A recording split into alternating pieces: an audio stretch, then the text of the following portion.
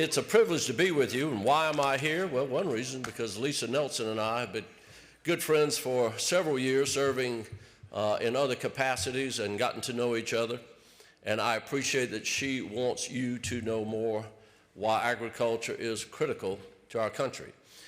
And it's been great to hear the discussions that have gone on, because I agree with everything that's been said. I have lived some of the things that have been said, all the way what Vivek said about the differences of administration. I have lived that. Been around. I was not Commissioner of Agriculture when Lincoln was president. That's just a rumor. But I have worked through enough administrations. I can tell you there is a significant difference between working with a Democratic administration and a Republican. I saw it with Trump 1.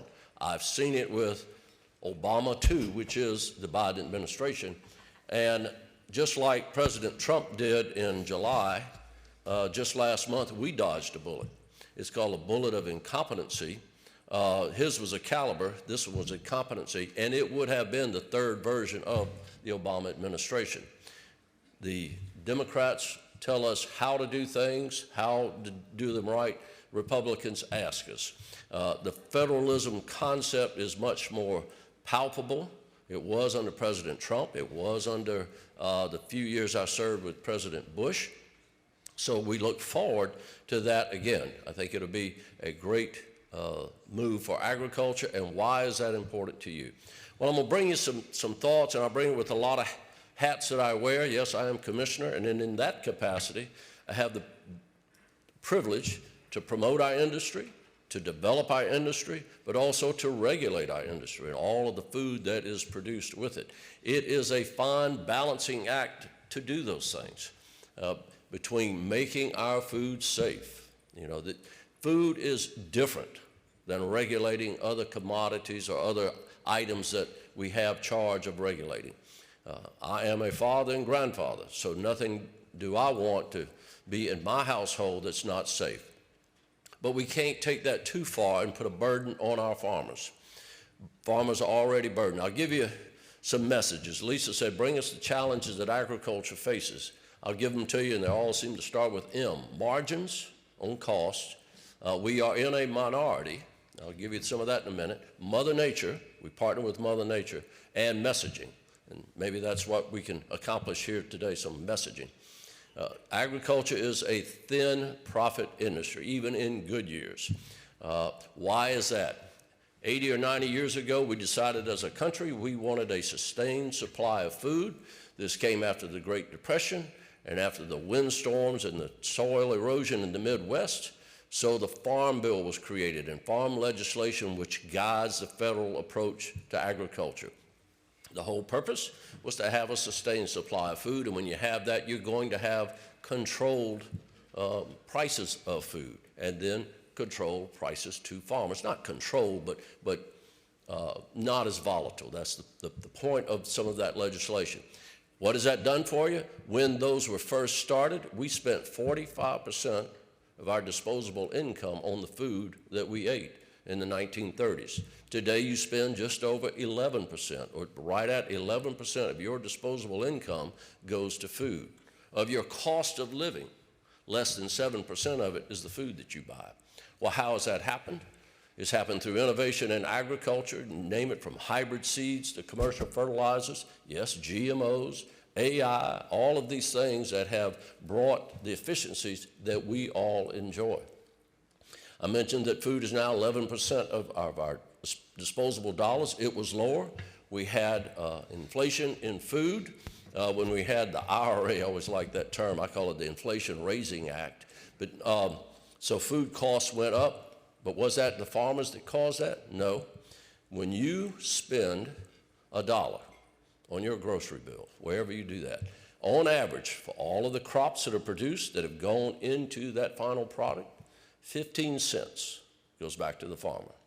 So not only do you spend less than 7% of your household expenses on food, of that 7%, 15% goes back to the less than 2 million farmers like myself across this country who are providing that food security that was talked about earlier. And we should know it.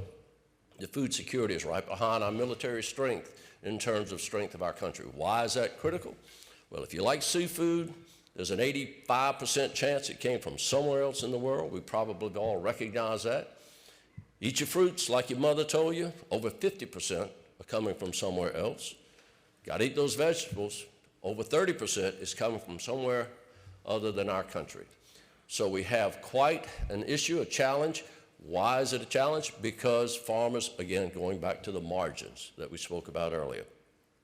Yes, farmers are less than 2% of the population of this country, yet they provide for us every day. Why do they do it? Because they are passionate about what they do. I am one of them. We are a stubborn lot.